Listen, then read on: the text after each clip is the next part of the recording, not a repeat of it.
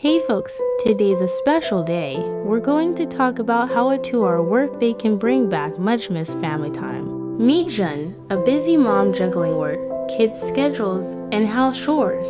But she missed something, quality time with her family.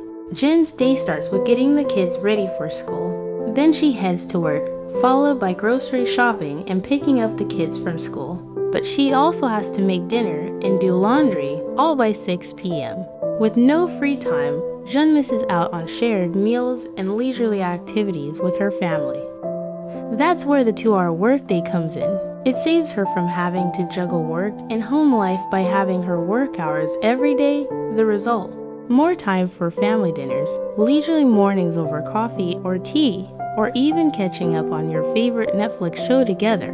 Embrace the 2-hour workday and you'll have more time for your loved ones. So next time you see Jen, ask her how she's doing. She might just be living the dream. Thanks for tuning in today. If you found this video helpful or inspiring, give it a thumbs up and subscribe for more engaging content. See you next time.